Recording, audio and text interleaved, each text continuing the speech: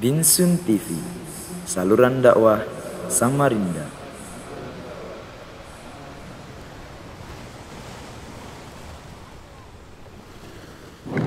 Assalamualaikum warahmatullahi wabarakatuh.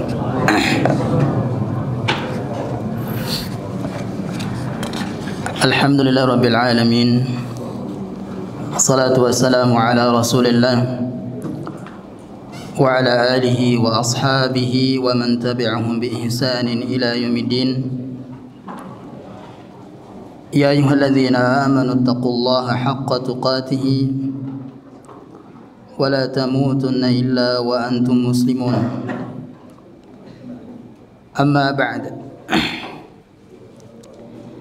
Hadirin hadirat yang semoga dirahmati Allah tabaraka wa taala. Alhamdulillah, pada malam hari ini kembali ya Allah Ta'ala memberikan kita kesempatan,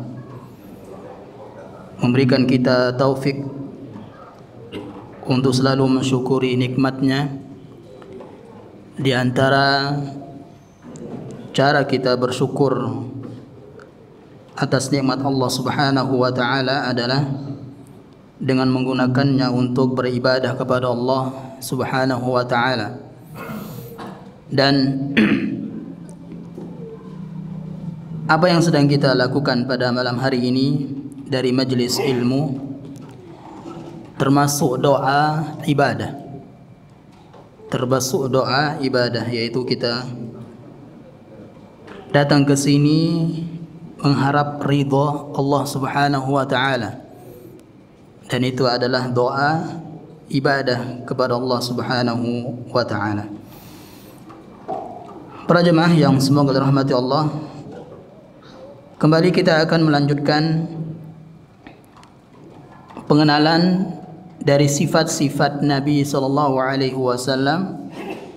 Sebelum kita akan membahas bagaimana interaksi Nabi sallallahu alaihi wasallam dengan manusia lainnya, baik dari orang yang terdekatnya kemudian yang jauh darinya. Sifat yang pertama, fahuwa qudwatun fil khuluqil hasani. Nabi sallallahu alaihi wasallam adalah suri tauladan bagi kita semua dalam berakhlak mulia, dalam berbudi pekerti, dalam berakhlak mulia. Dan ingat jemaah, akhlak dengan tauhid tidak boleh terpisah. Tidak boleh terpisah. Ketika kita mempelajari tauhid, maka kita pelajari juga akhlak. Karenanya di mungkin yang sekolah sanawiyah dahulu ya, pelajaran kita adalah akidah akhlak. Ada satu buku yang mapelnya itu akidah akhlak. Ya, jadi disamakan jemaah.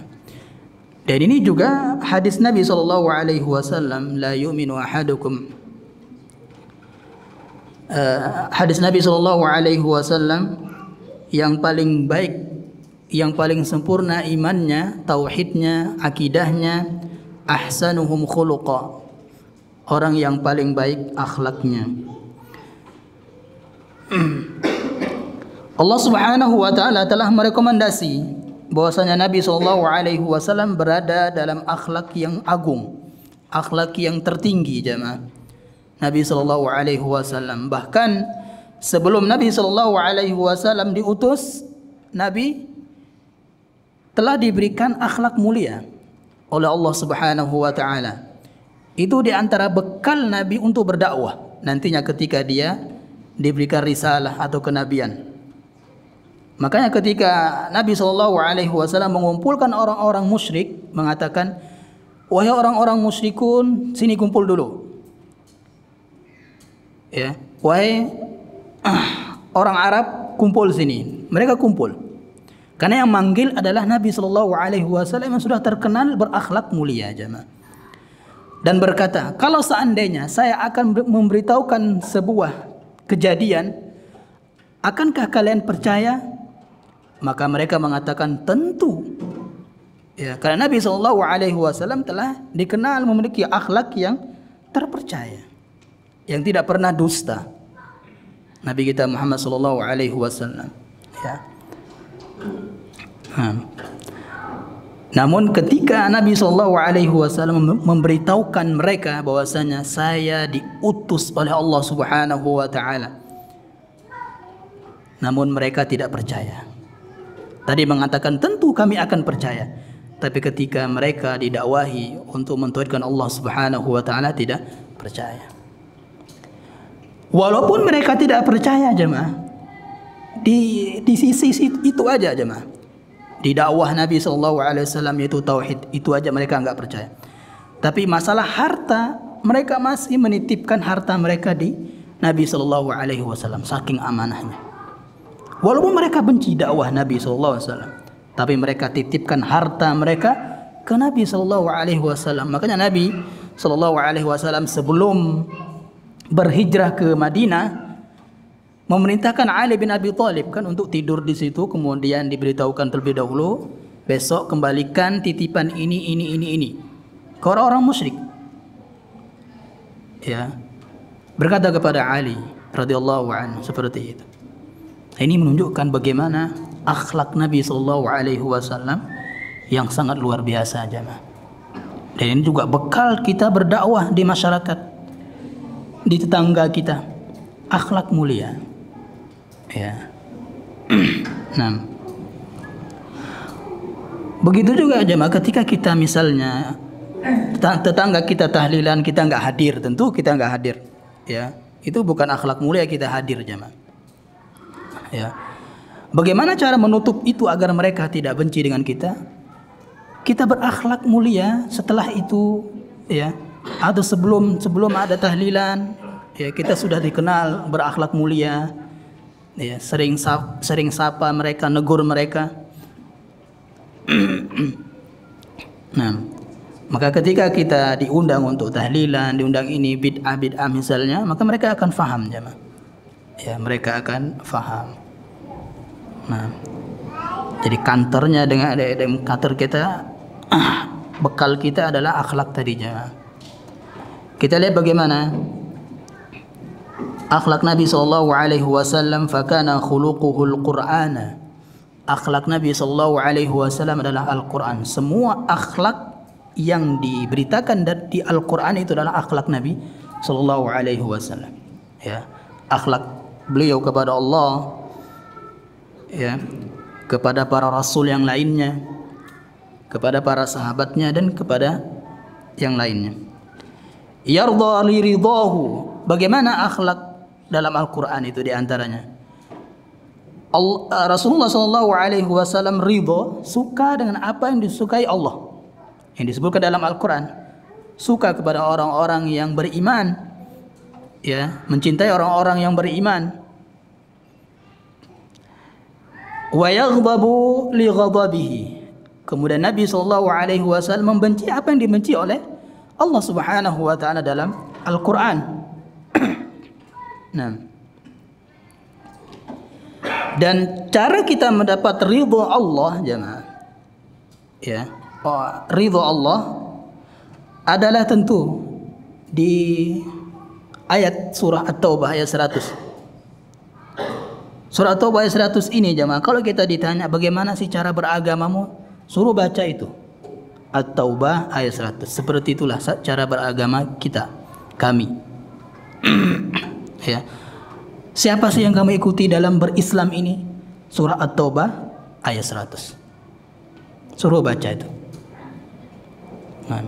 As-sabiqun al-awwalun, orang-orang terdahulu, minal muhajirin wal ansar, dari orang-orang muhajir, orang-orang muhajirin Mekah, kemudian ansar orang Madinah, sahabat, para sahabat maksudnya. Walladzina tabauhum bi ihsan, dan orang-orang yang mengikuti mereka dengan baik. Jadi mengikuti sahabat, bermanhaj salaf itu jemaah, mengikuti sahabat, manhaj sahabat itu harus dengan baik. Apa maksud dengan baik itu jemaah? Ilmu dan amal. Ya. Bagaimana ilmu para sahabat? Bagaimana pengamalan ilmu para sahabat? Itu maksudnya dengan baik, bi ihsan. Dengan baik, dengan ilmu dan amal. Bukan ilmu aja. bukan amalan aja. Ya. Maka inilah arti dari doa kita jemaah, minta kepada Allah Subhanahu wa taala setiap salat. Di rakaat salat kita minta itu, ghairil maghdubi alaihim waladhdallin. Ya Allah, janganlah Engkau jadikan kami sebagai orang-orang yang maghdub, kemudian dhalin. Maghdub itu orang Yahudi. Orang Yahudi yang tidak mengamalkan ilmu. Kemudian dhalin itu orang Nasrani. Orang-orang yang beramal tanpa ilmu. Nah, jadi menggabungkan dua ini, ilmu dan amal, itu cara yang baik mengikuti manhaj salaf jemaah. Ya. Dan Allah Subhanahu wa taala juga memberitakan dalam Al-Qur'an yang dibawa oleh Nabi sallallahu alaihi wasallam adalah huwallazi arsala rasulahu bil huda wa dinil haqq. Yang dibawa oleh Nabi sallallahu alaihi wasallam adalah ilmu dan amal. Al-huda dinul haq itu amal, al-huda itu ilmu. Ya. Baru radhiyallahu anhum wa radu anhu. Baru kita dapat ridha Allah jemaah. Ya. Dan baru kita bisa ridha dengan Allah. Ya. Kapan kita bisa ridha dengan apa yang Allah timpakan kepada kita? Tadi, kalau kita berilmu dan beramal jemaah. Ya, radhiyallahu anhum wa radu anhu. Dan ini juga makna dari hadis Nabi sallallahu alaihi wasallam yang kita katakan mungkin raditu billahi rabba. Raditu billahi rabba, ya aku ridha, Rabbku adalah Allah. Raditu billahi rabba. Maksudnya apa? Saya ridha dengan mentauhidkan Allah dan melaksanakan konsekuensi dari tauhid itu. Wabil islami dina, dan saya ridho agama Islam ini adalah agama kami. Maksudnya apa? Kita harus ridho dengan apa yang dengan aturan-aturan yang diatur dalam Islam. Ya. Wabi Muhammadin nabiyya. Kemudian saya ridho Muhammad adalah nabi kami. Apa maksudnya ini jemaah? Kita harus ridho, suka untuk melakukan sunnah, ya. Dan kita harus meninggalkan bid'ah. Itu maksudnya ridho. Raditu billahi rabba wa bil islami din wa bi Muhammadin sallallahu alaihi wasallam nabiyya. Ya. Naam. Lam yakun fahishan wala mutafahishan. Nabi sallallahu alaihi wasallam sama sekali tidak pernah berkata kotor jemaah. Nabi sallallahu alaihi wasallam tidak pernah berkata kotor. Ini akhlak mulia. Ya. Tidak pernah berkata kotor. Lihat di zaman sekarang jemaah, ya, dengan mudahnya orang-orang manggil orang itu anjir, anjay, ya, itu plesetan dari anjing. Apa kata para ulama? Ternyata telah dibahas jemaah. Siapa saja yang manggil temannya dengan kata-kata binatang, wahai anjing, wahai babi, wahai binatang pokoknya, ya, maka Allah kelak akan berkata kepada dia, wahai engkau, ya, yang manggil temanmu dengan kata-kata binatang, apakah engkau melihat saya menciptakan anjing, menciptakan babi, sehingga engkau panggil dia anjing dan babi? Nah itu, persiapkan jawaban. Ya, kalau di akhirat, bagi orang-orang yang berkata demikian ini jemaah bahaya, moral, ya, ini problematika, ya, kehidupan kita, yaitu moral, akhlak. Nah, solusinya apa jemaah?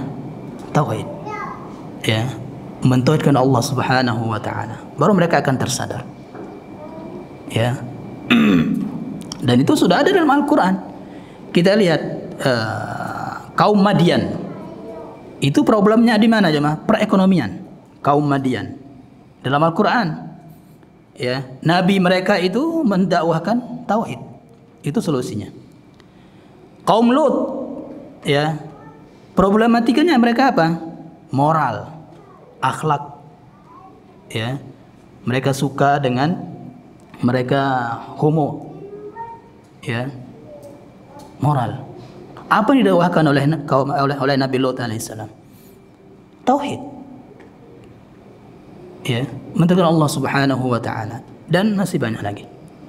Nah,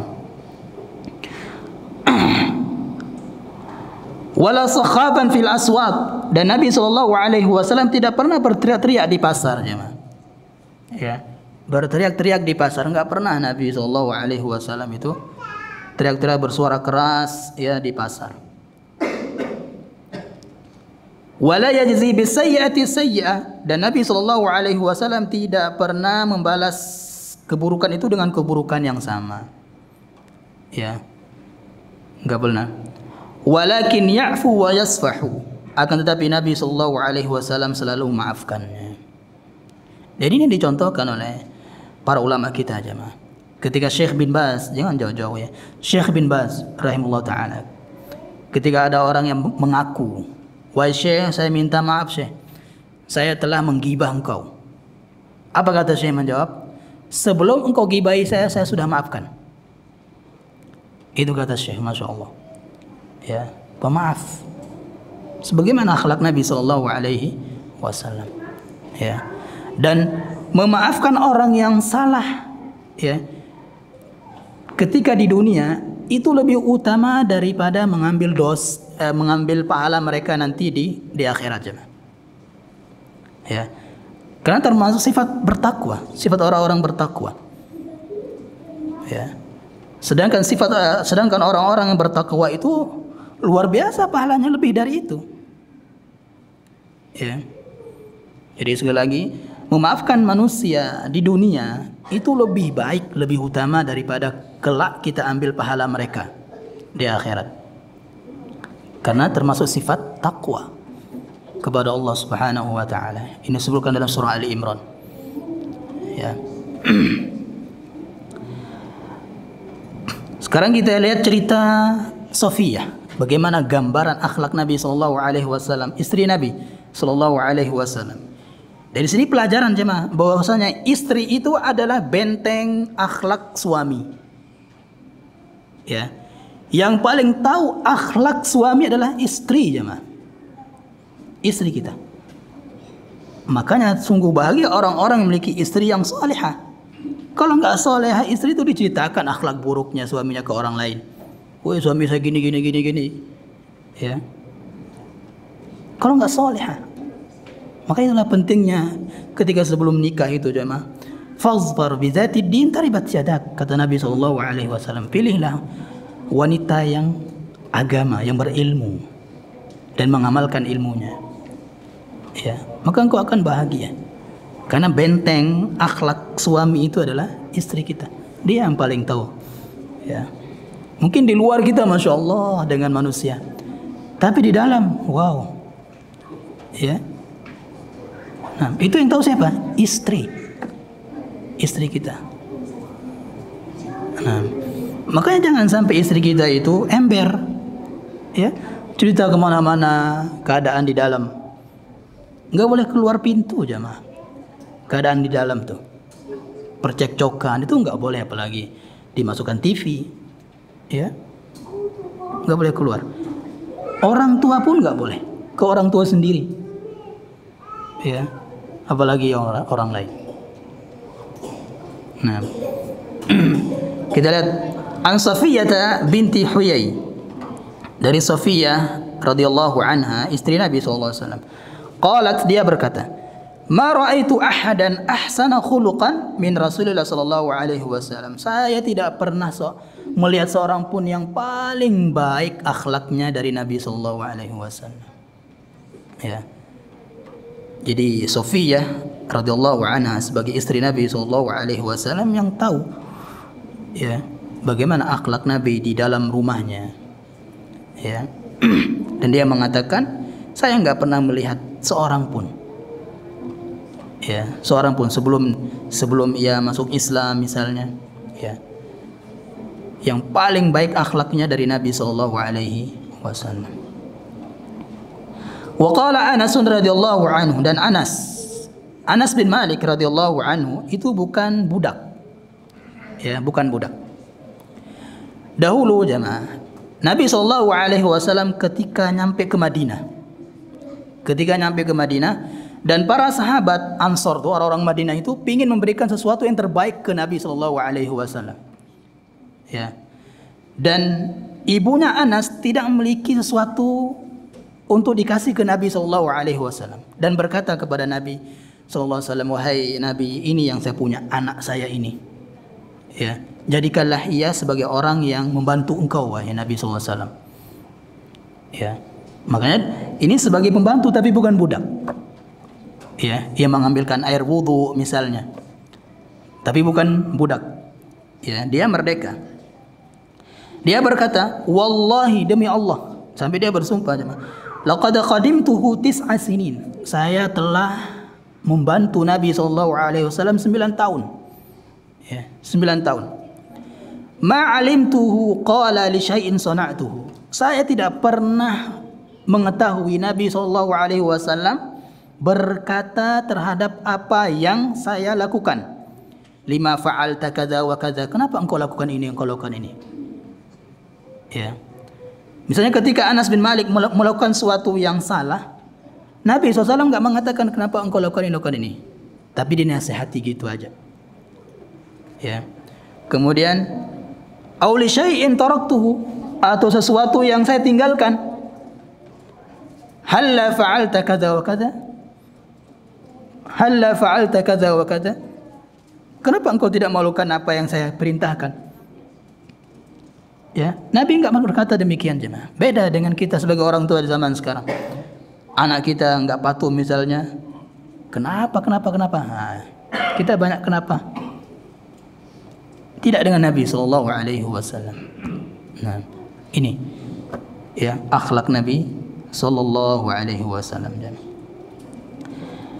Kemudian Anas bin Malik bercerita, jemaah, saya pernah diperintahkan oleh Nabi Sallallahu Alaihi Wasallam untuk memenuhi kebutuhan Nabi, ya, yaitu katakanlah membelikan apa, mengambilkan sesuatu lah untuk Nabi SAW. Faqultu wallahi la azhabu fi wa fi nafsi. Faqultu wallahi la azhabu. Demi Allah saya enggak akan pergi. Ini kata Anas bin Malik ke Nabi SAW, jemaah. Wa fi nafsi an azhaba lima amarani bihi Nabiyullah SAW. Akan tapi dalam hati saya akan pergi. Ya, apa yang diperintah oleh Nabi sallallahu alaihi wasallam. Fa kharajtu hatta amurra ala sibyanin, karena dia masih kecil itu Anas bin Malik itu. Masih kecil. Ya. Dan saya pun keluar untuk mengambil hajat Nabi sallallahu alaihi wasallam tadi, ya. Untuk membantu Nabi sallallahu alaihi wasallam. Kemudian saya melewati anak-anak sedang bermain. Ikut dia bermain. Ya. Ikut dia bermain sehingga dia lupa apa yang diperintahkan Nabi SAW tadi, ya. Bermain di pasar, ya. Fa idza Rasulullah sallallahu alaihi wasallam qad qabada biqafaya min wara'i. Ternyata Nabi sallallahu alaihi wasallam dari belakang, ya. Ibaratnya kalau kita itu dari belakang diginiin gitu. Ya. Diginiin, dipeluk lah gitu ya dari belakang oleh Nabi sallallahu alaihi wasallam. Kemudian fanazartuhu ilaihi wa huwa yadhhak. Aku pun melihat beliau dalam keadaan tertawa. Ya. Nabi enggak marah. Nabi enggak mengatakan kenapa engkau enggak pergi? Apa yang saya perintahkan tadi? Nabi enggak gitu, tapi malah tertawa. Ya. Faqala ya Unais, adhabta haitsu amartuk? Qala qultu na'am ana adhabu ya Rasulullah. Wahai Unais, dan panggilan ini jangan panggilan kasih sayang. Ya. Kan namanya Anas, tapi dipanggil Unais. Lihat. Nabi SAW memerintahkan seorang anak, tapi tidak melakukan apa yang diperintahkan, tapi tertawa. Kemudian Nabi manggilnya dengan panggilan yang bagus. Ya. Beda dengan kita sekarang, jemaah. Sebagai seorang bapak ibu, ya, kepada anak-anak kita. Ketika anak kita misalnya nggak mau seperti yang kita perintahkan, wah luar biasa kita teriak-teriak, ya kan? Kita teriaki anak, ya. Nah, dan tunggu saja nanti kita akan diteriaki juga sama anak itu. Ketika kita meneriaki anak kita, jemaah, maka itu sedang kita mengajarkannya. Ya, bagaimana cara dia nanti meneriaki kita, meneriaki kita. Nah, nah ini yang pertama, qudwah, akhlak Nabi sallallahu alaihi wasallam. Kemudian yang kedua, wa qudwatun fil hilmi wal afwi. Nabi sallallahu alaihi wasallam adalah tauladan dalam memaafkan dan dalam kelemah lembutan. Allah Subhanahu wa taala berfirman, "Fabima rahmatin minallahi linta lahum, walau kunta faddan ghalidhal qalbi lanfaddu min hawlik." Kalau bukan karena rahmat Allah, engkau tidak akan berkasih sayang. Engkau tidak akan memiliki kelemah lembutan, wahai Nabi. Dan walau kunta faddan ghalidhal qalb, kalau engkau memiliki kasar, sifat kasar, hati yang kasar, keras, ya, lanfadhu min haulik, maka orang-orang sekitar maka meninggalkanmu. Ya. Emang ini fitrah manusia, ya. Kalau ada temannya, dia punya teman keras, kasar, itu pasti akan ditinggalkan. Ya. Dia akan ditinggalkan. Nah, dan ini juga fikih dakwah, jemaah. Fikih dalam bersosialisasi di masyarakat tuh. Ya, dengan kelemah lembutan. Ya. Dan ini di antara bijak dalam berdakwah, jemaah.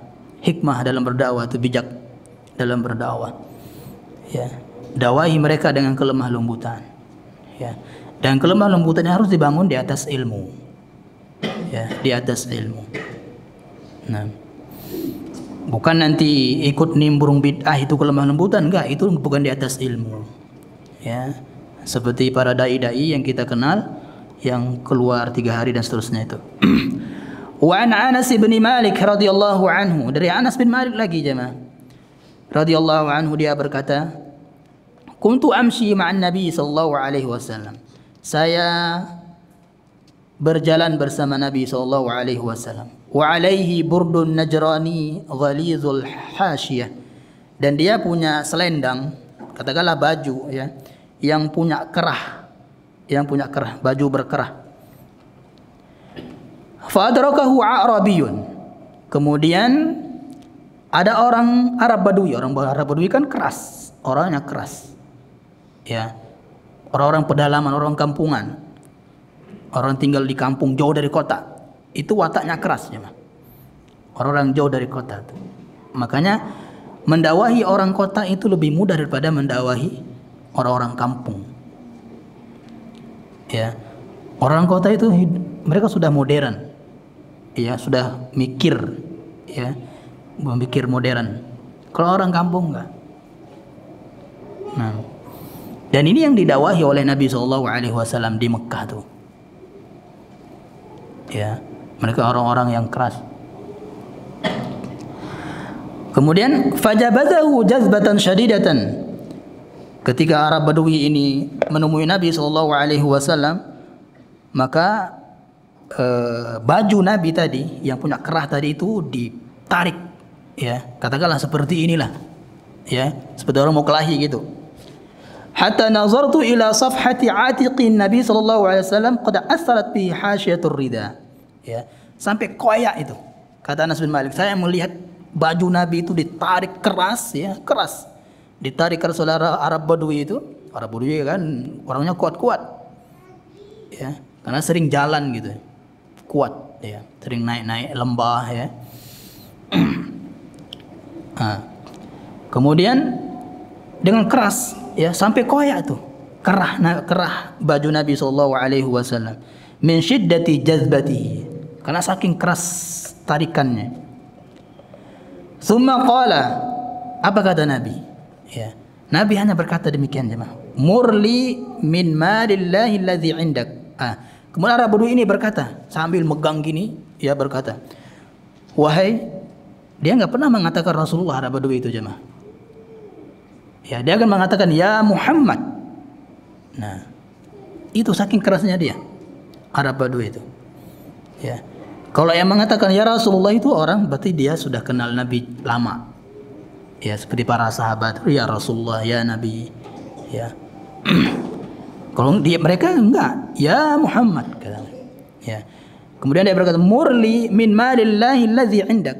Berikan saya harta yang Allah berikan kepada engkau. Ini. Faltabata ilaihi fadhahika. Apakah Nabi marah? Tertawa. Ya. Nabi sallallahu alaihi wasallam. Fadhahika. Ya. Summa amara lahu bi'ata'in. Kemudian Nabi merintahkan para sahabat, tolong berikan orang ini ya harta dari harta Allah Subhanahu wa taala. Ini ya. Sepertilah seorang dai jemaah. Ya, sebagai orang yang bermanhaj salaf. Apapun cacian yang diberikan, yang ditujukan kepada kita jemaah, kita santai aja. Ya, sebagai Nabi SAW nggak pernah membalas tadi. Kemudian Nabi SAW juga malah tersenyum. Ya, dan ini berat, emang berat. Ya, nah, tapi inilah kelemah lembutan Nabi SAW. Nah,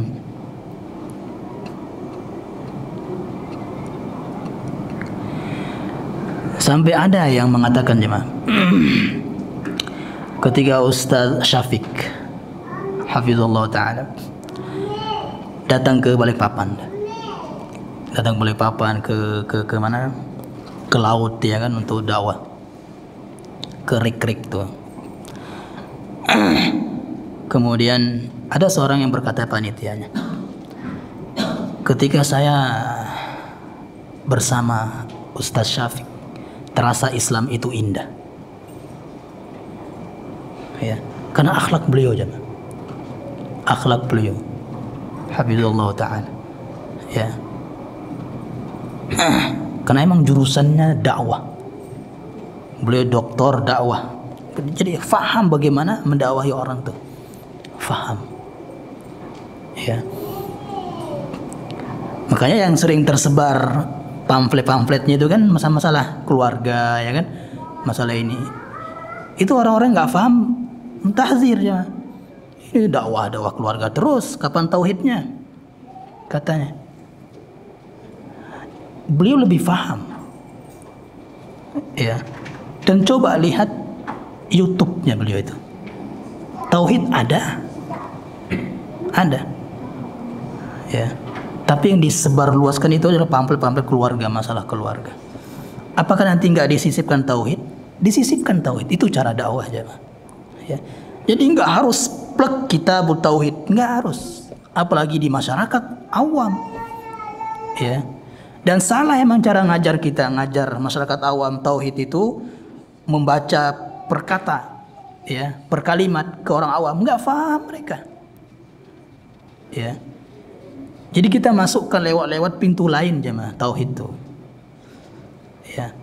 Nanti mereka nggak sadarkan diri ternyata sudah didakwahi tauhid.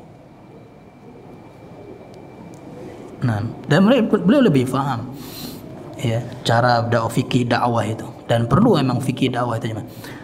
Makanya lahirlah tulisan Ustaz Abdullah Zain ya, hafizallahu taala, yaitu 14 hikmah dalam berdakwah. Ya, kalau kita baca itu cuma tamat baca 14 hikmah dalam berdakwah itu sudah ada PDF-nya itu. Ya, nanti tulis 14 hikmah dalam berdakwah PDF, download, baca itu cuma tamat baca.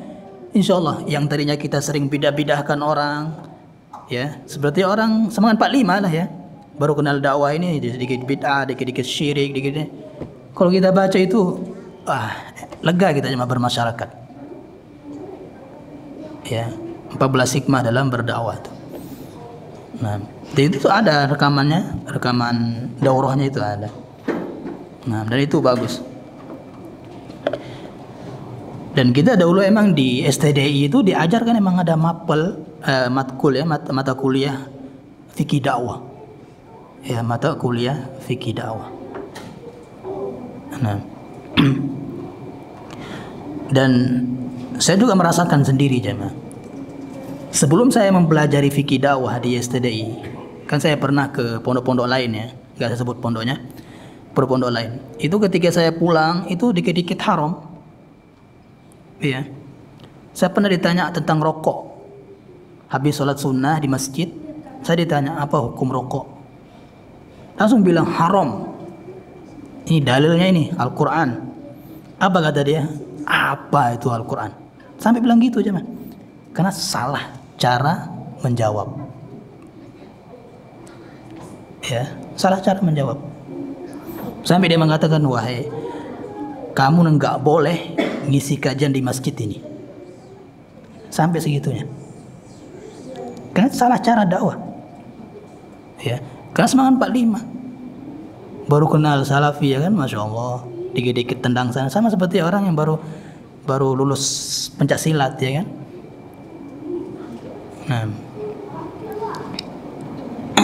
Nah, ketika sudah masuk STDI ya, baru berkurang itu kan, seperti itu. Nah, makanya sekarang STDI itu masya Allah berkembang luar biasa ya. Orang-orang di sekitar STDI itu sangat cinta dengan STDI sekarang. Ya, yang mereka benci itu yang kalah saing, yang benci. Sampai kita dulu perang tanda tangan di situ, tanda tangan. Ya, pengen diserang awal-awal dulu. Ya, emang seperti itulah dakwah jemaah. Pasti ada. Ya, pasti akan ada pertentangan. Ya, makanya orang-orang bertauhid pasti akan dibenci oleh orang-orang yang syirik. Ya, orang-orang yang berpegang teguh dengan sunnah pasti akan dibenci oleh pelaku bid'ah. Pasti. Nah, dan bagaimana cara menghadapi itu? Ini akhlak Nabi SAW. Bagaimana cara menghadapi orang-orang yang mencela Nabi, mendoakan kematian kepada Nabi? Bagaimana caranya? Nanti kita akan jelaskan ada. Ya. Kemudian selanjutnya wa qudwatun fil haya, yang ketiga, tauladan dalam malu. Ya, Nabi SAW itu punya sangat malu sekali. Ya.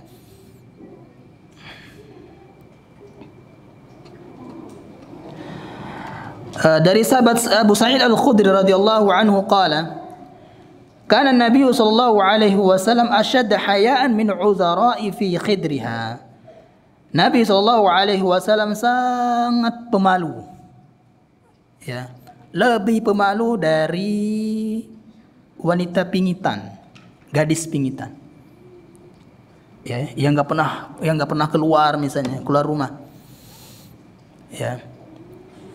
Lebih pemalu. Fa idza ra'a syai'an yakrahu, ketika Nabi sallallahu alaihi wasallam membenci sesuatu yang ia benci ya. Ia lihat sesuatu yang ia benci, arafnahu fi wajhihi. Kami para sahabat itu mengetahui dari raut muka Nabi. Ya. Raut muka Nabi. Nah, ini saking malunya Nabi sallallahu alaihi wasallam kepada para sahabat. Dan cara untuk agar Nabi SAW membenci sesuatu yang ia lihat ya dari raut wajah,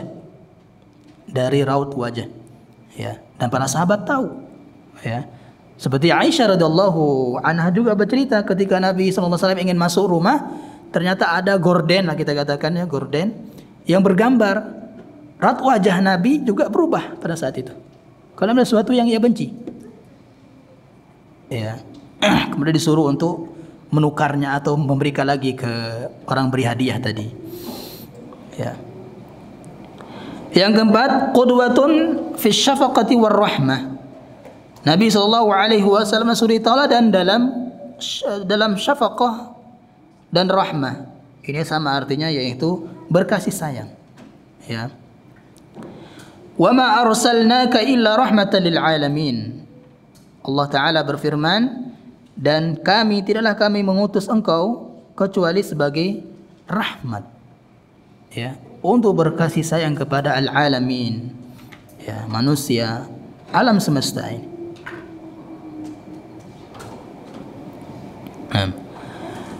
Sahabat Abu Dzar radhiyallahu anhu, dia berkata, shalla Rasulullah sallallahu alaihi wasallam lailatan.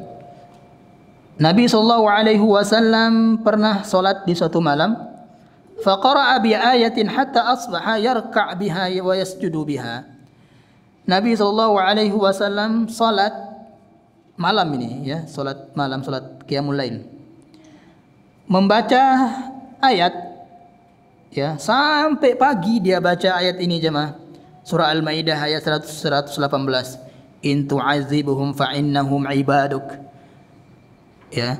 Wahai Allah, kalau engkau mengazab umatku ya, umat Nabi, saking kasih sayangnya Nabi kepada umatnya ya. Fa innahum ibaduk, mereka itu hamba engkau. Wa in taghfir lahum fa innaka antal azizul hakim. Kalau engkau mengampuninya maka engkau adalah engkau adalah zat yang al-aziz al-hakim, maha perkasa dan maha bijaksana. Ya. Kemudian ketika pagi hari Abu Dzar berkata, "Ya Rasulullah, wahai Rasulullah." Ini Abu Dzar ya. Jadi bukan keras dia manggil Rasulullah ya Rasulullah ya. Ma zilta taqra hadhil ayah hatta asbahta tarka' biha wa tasjudu biha. Wahai Nabi SAW, engkau selalu baca ayat ini ya sampai pagi. Inni sa'altu rabbi. Apa kata Nabi SAW? Saya telah meminta kepada Rabbku asy-syafa'ata li ummati, syafaat untuk umatku. Fa'ataniha, maka Nabi SAW memberikannya kepadaku. Ya. Dan ingat, walaupun Nabi telah diberikan syafaat nanti, ya, Nabi telah diizinkan untuk menolong orang nanti sebagai syafaat. Ya, nggak boleh kita minta syafaat kepada Nabi. Ya, mengatakan seperti ini, syafaatmu wahai Nabi atau madad pertolonganmu wahai Nabi, itu syirik. Ya. Wa yanailatun insyaallah liman la yusyriku billahi syai'an. Dan pasti orang yang tidak syirik akan mendapatkan syafaatku nanti. Nah, ini yang diminta oleh Nabi SAW. Ya. Nah, kemudian terakhir jemaah, hadis yang terakhir masalah ini. Dari Malik bin al-Huwairis, ya. Dari Malik bin al-Huwairis dan kawan-kawannya yang berjumlah 10 lah, katakan 10. Ya. Jadi mereka datang jauh untuk mondok nih jemaah. Ya. Meninggalkan keluarga mereka, datang ke Nabi SAW untuk menuntut ilmu agama. Berapa hari? 20 hari. 20 hari aja. Ya, 20 hari ini bisa kita katakan sekarang ini pesantren kilat. Ya. Jadi sahabat dulu 20 hari bersama Nabi pesantren kilat ya ke Nabi SAW. Nah. Wa kana rahiman rafiqan. Apa kata beliau bercerita para sahabat itu yang mondok ke Nabi tadi ya. Jadi mondok itu sudah ada di zaman Nabi ternyata. Rahiman rafiqan, Nabi itu Masya Allah ya, sangat berkasih sayang sekali dan lemah lembut ya. Falamma ra'a syauqana ila ahalina. Dan ketika Nabi SAW melihat kami itu sangat-sangat rindu sekali dengan keluarga kami ya, dengan keluarga kami, qala irji'u fakunu fihim wa'allimuhum. Pulanglah kalian ya, disuruh pulang oleh Nabi SAW. Pulang kalian, kemudian dakwahi ilmu yang kalian dapatkan tadi 20 hari di sini ya. Allimuhum, ajari mereka. Wasallu, dan salatlah kalian berjamaah ya di kampung kalian. Nah, ini bolehnya LDR untuk nuntut ilmu jamaah. Ya, ninggalin keluarga, istri anak untuk menuntut ilmu. Ya, bermalam-malam. Dalilnya ini boleh. Ya. Tapi LDR untuk cari harta dan lain-lainnya, Nabi SAW menasihati sahabiyah, kalau nggak salah siapa ya sahabiyah, Fatimah kalau nggak salah, atau Ali ya, Allah alam ya, saya lupa. Pokoknya menasihati sahabiyah wanita ya, sahabat wanita, untuk tidak menikah dengan Jaham kah siapa namanya ya, saya lupa. Insya Allah pekan depan saya akan hadirkan itu namanya. Mengatakan Jaham ini ya, dia tidak pernah meninggalkan asahu ala atiqihi. Dia tidak pernah meninggalkan tongkatnya di pundaknya. Ini sindiran agar tidak menikah dengan laki-laki itu. Maksudnya apa ya? Tongkat di pundak. Dua artinya.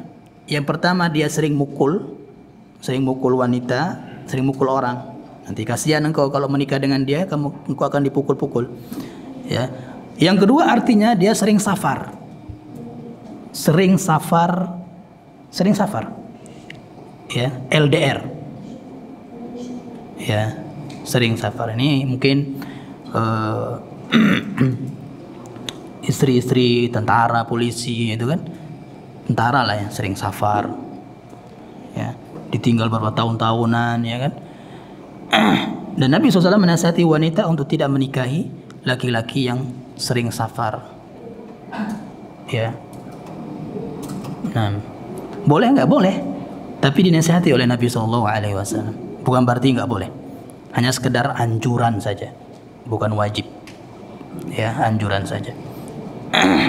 Nah, dan emang LDR itu menyiksa aja, tersiksa. Ya, tersiksa. Nah, karena puncak kenikmatan dunia itu dua.